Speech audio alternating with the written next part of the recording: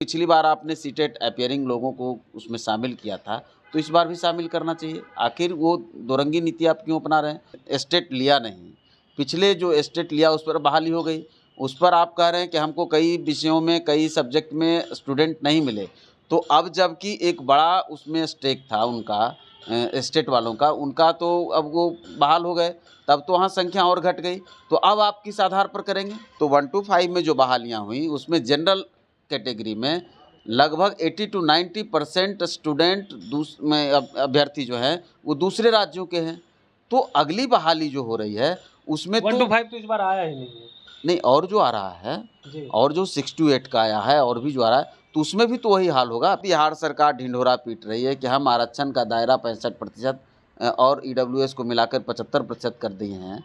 तो अब जब आपको बहाली लानी थी तो 5 दिन इंतजार कर लेते, आप इस आरक्षण के दायरे में उसको ले आते।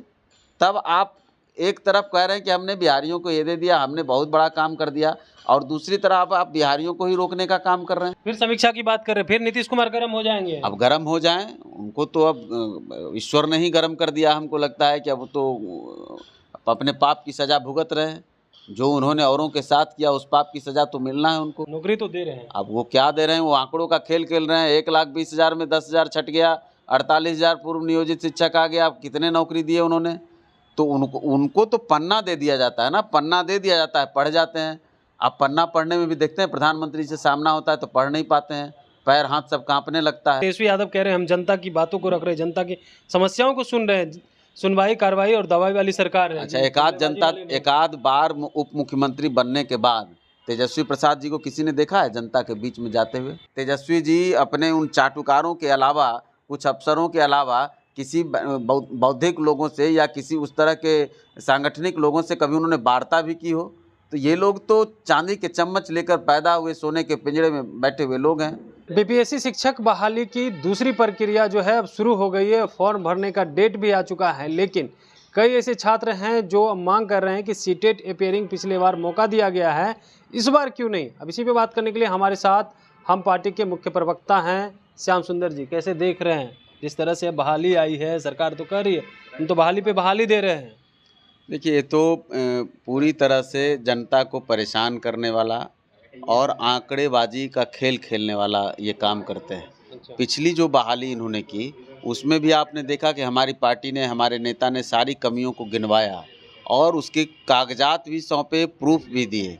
उस पर कार्रवाई की गुंजाइश को ख़त्म कर दी गई, लीपापोती कर दी गई, और अब आनन फानन में फिर से इन्होंने जो बहाली लाई है उसमें देखिए कि अपने ही कई फैसलों को फिर से ये पलट रहे हैं।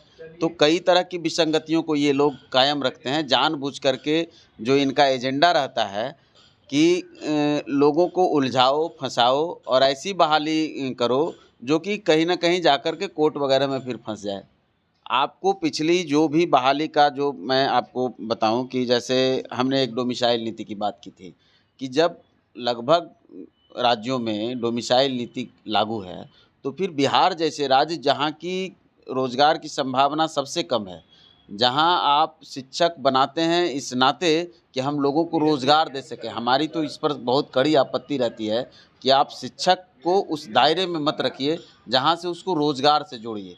शिक्षक समाज का निर्माण करता है, शिक्षक समाज का निर्माता होता है, वो रोजगार क्रिएट करने वाला पद नहीं है। तो एक तो उस पर आपत्ति है। दूसरा कि आप अपने ही नियम के अनुरूप, अगर पिछली बार आपने सीटेट अपीयरिंग लोगों को उसमें शामिल किया था तो इस बार भी शामिल करना चाहिए। आखिर वो दोरंगी नीति आप क्यों अपना रहे हैं?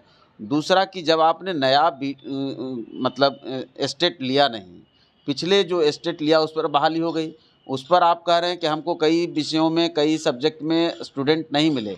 तो अब जबकि एक बड़ा उसमें स्टेक था उनका, एस्टेट वालों का, उनका तो अब वो बहाल हो गए, तब तो वहाँ संख्या और घट गई।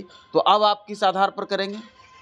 तो ये बहुत बड़ा विषय है कि आपको एक एस्टेट ले लेना था, उसके बाद फिर आपको करना चाहिए था। दूसरा कि पिछली बार इन्होंने 1 to 5 में, हम लोग इसीलिए कहते हैं कि अगर आप डोमिसाइल नीति में परिवर्तन नहीं करेंगे तो 1 to 5 में जो बहालियाँ हुई उसमें जनरल कैटेगरी में लगभग 80 to 90% स्टूडेंट अभ्यर्थी जो हैं वो दूसरे राज्यों के हैं। तो अगली बहाली जो हो रही है उसमें 1 to 5 तो इस बार आया ही नहीं है। नहीं, और जो आ रहा है जी। और जो 6 to 8 का आया है और भी जो आ रहा है, तो उसमें भी तो वही हाल होगा। पिछली बार तो चूंकि सीनियर ग्रुप में अदर स्टेट के लोगों को नहीं था, तो उसमें कुछ बिहारियों को मौका मिल गया था। इस बार जो सब में आपने किया है, तो इस बार तो वही स्थिति होगी। फिर जो हमारा गैर आरक्षित वर्ग है उसका पूरा कोटा अदर स्टेट खा जाएगा। और दूसरी बात कि जब बिहार सरकार ढिंढोरा पीट रही है कि हम आरक्षण का दायरा 65% और ईडब्ल्यूएस को मिलाकर 75% कर दिए हैं, तो अब जब आपको बहाली लानी थी तो 5 दिन इंतजार कर लेते, आप इस आरक्षण के दायरे में उसको ले आते। तब आप एक तरफ कह रहे हैं कि हमने बिहारियों को ये दे दिया, हमने बहुत बड़ा काम कर दिया, और दूसरी तरफ आप बिहारियों को ही रोकने का काम कर रहे हैं। हमारा तो मांग होगा कि आप इस बहाली को रद्द करिए और फिर नए सिरे से जिन चीज़ों की बात हम कर रहे हैं उसकी समीक्षा करके, उसका होमवर्क कर करके, और एक वाजिब तरीके से, एक बिल्कुल पारदर्शी तरीके से। फिर समीक्षा की बात करें, फिर नीतीश कुमार गर्म हो जाएंगे। अब गर्म हो जाएं, उनको तो अब ईश्वर ने ही गर्म कर दिया। हमको लगता है कि अब तो अपने पाप की सज़ा भुगत रहे हैं। जो उन्होंने औरों के साथ किया उस पाप की सज़ा तो मिलना है उनको। जो पाप उन्होंने बिहार के साथ किया, जिस जंगल राज से निकालने के लिए बिहार ने उनको अपना कमान सौंपा, अपना नेतृत्व सौंपा, आज उसी जंगल राज के यहाँ जाकर अपनी कुर्सी के चक्कर में बेच आए पूरे बिहार को, तो उस पाप की सज़ा उनको मिल रही है। वो गर्म होते रहें, लेकिन हम जनता के मुद्दों को थोड़े छोड़ देंगे। हम जनता की राजनीति करते हैं। हम बाबा साहब अम्बेडकर, हमारे कई पुरखे जिन्होंने संविधान बनाया, हम उसकी मतलब अवहेलना नहीं कर सकते, और हम जनता की मांग के साथ चलेंगे। हम बंधुआ मजदूरी की राजनीति जो वो उसी ज़माने में जी रहे हैं, सामंती विचारधारा, ये जो ठाकुर का कुआं और ठाकुर का खेत और क्या क्या ये लोग जो गाना गा रहे थे, आज ये क्या कर रहे हैं? आज वही तो कर रहे हैं ना, वोट किसी का राज किसी का। ये ठाकुर जो बने बैठे हैं, जो नए सामंती वर्ग हैं, जो 33 सालों से बिहार पर कुंडली मार कर बैठ गए हैं और किसी को अब बोलने नहीं देते हैं, किसी को जनता की बात नहीं करने देंगे। कोई अगर जनता की बात करेगा तो उसको प्रलोभन से जोड़ देंगे। ऐसा लगता है कि ये लोग कहाँ के मठ के मठाधीश हैं, जिसको कुर्सी से कोई मतलब नहीं और सब कुछ ये लोग त्याग करके आए हैं। कुर्सी के लिए सत्ता को बेच दिया, सिद्धांत को बेच दिया, जेपी लोहिया, कर्पूरी, सबको बेच दिया, और वो दूसरे को कहते हैं कि कुर्सी के चक्कर में इधर से उधर होते हैं। एक सवाल रहेगा कि क्या लग रहा है कि डिप्टी सीएम तेजस्वी यादव जब विपक्ष में थे तो उन्होंने डोमिसाइल नीति लागू करने की बात कही थी, अब जब सरकार में आए तो डोमिसाइल नीति जो है वो लागू नहीं कर रहे हैं, तो क्या लग रहा है राजनीतिक जुमला था या चुनावी जुमला था उनका? देखिए, तेजस्वी यादव जी के ज्ञान पर तो हमको कुछ कहना नहीं है। अच्छा, क्यों? वो तो भाई अंतर्राष्ट्रीय ज्ञानी हैं। वो तो सेक्स गुरु बता रहे हैं अपने मुख्यमंत्री जी को। जिस बात के लिए मुख्यमंत्री जी अपनी निंदा खुद कर रहे हैं, सदन के अंदर कह रहे हैं कि मैं नीतीश कुमार अपनी निंदा खुद करता हूँ। आप कह रहे हो कि मुख्यमंत्री शर्म करो, तो मैं शर्म कर रहा हूँ। ये बात कहने वाले बातों को भी वो डिफेंड कर रहे हैं। और उन्होंने तो कहा था कि पहले कैबिनेट में 10 लाख नौकरी। अब बेचारे को कुछ पता इन चीज़ों का नहीं है, जो लोग बुलवा देते हैं। क्या नौकरी तो दे रहे हैं, अब वो क्या दे रहे हैं? वो आंकड़ों का खेल खेल रहे हैं। 1,20,000 में 10,000 छट गया, 48,000 पूर्व नियोजित शिक्षक आ गया। अब कितने नौकरी दिए उन्होंने? तो उनको तो पन्ना दे दिया जाता है ना, पन्ना दे दिया जाता है, पढ़ जाते हैं। अब पन्ना पढ़ने में भी देखते हैं प्रधानमंत्री से सामना होता है तो पढ़ नहीं पाते हैं, पैर हाथ सब कांपने लगता है। तो ये लोग तो रिमोट है ना, जो दूसरे लोग 4 लोग रखे हुए हैं, वो आज आकर जो कह देगा सोमवार को तो वो बात बोलेंगे, मंगलवार को कुछ और कह देगा तो वो बात बोलेंगे। अब ये लोग उनकी भी भद पिटवाते हैं। उनके घोषणा पत्र में कि हम आएंगे तो डोमिसाइल नीति लाएंगे, और अब कह रहे हैं कि डोमिसाइल नीति पर वो अलग बात कर रहे हैं। तो जुमलेबाज कौन है, घोटालेबाज कौन है, लोगों को ठगने वाला कौन है, लोगों को उलझाने वाला कौन है, ये तो सब सामने है। तेजस्वी प्रसाद यादव जी जिस तरह से सत्ता के लालच में घुटना टेक चुके हैं नीतीश कुमार जी के सामने, 5-5 विभाग चलाने का उनको जो कह लीजिए कि मौका तलाश रहे थे, लंबे समय से वो नहीं मिल रहा था, अब 5 विभाग चला रहे हैं।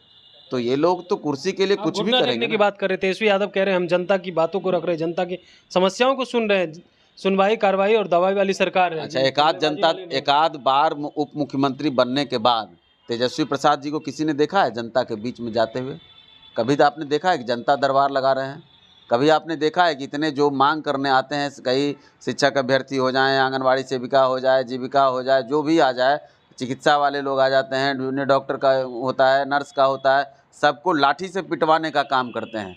कभी आपने देखा है कोई वार्ता कर रहे हैं? कभी किसी ने देखा है उप मुख्यमंत्री बनने के बाद तेजस्वी जी अपने उन चाटुकारों के अलावा, कुछ अफसरों के अलावा किसी बौद्धिक लोगों से या किसी उस तरह के सांगठनिक लोगों से कभी उन्होंने वार्ता भी की हो? तो ये लोग तो चांदी के चम्मच लेकर पैदा हुए सोने के पिंजरे में बैठे हुए लोग हैं। जो कोई कुछ कह देगा वो मिठू मिठू करेंगे। चलिए, तो आपने सुना, हमारे साथ थे हम पार्टी के मुख्य प्रवक्ता श्याम सुंदर जी। इन्होंने तमाम सवालों का जवाब दिया। साथ ही साथ इन्होंने ये भी कहा है कि देखिए, वो चांदी के चम्मच लेकर के पैदा हुए हैं और सोने के घर में बैठे हुए हैं। तो उन लोगों को क्या पता होगा, क्या सुनवाई वाली सरकार अब तक किन की बातों को सुनी गई है, किन जनताओं की बात को अब तक सुनी गई, छात्रों की बात सुनी नहीं जाती है, ऊपर से लाठी बरसाई जाती है और ये लोग कहते हैं सुनवाई वाली सरकार है। Kamlesh Kumar, live Bihar. Live Bihar YouTube पर सब्सक्राइब और फेसबुक पर लाइक जरूर करें।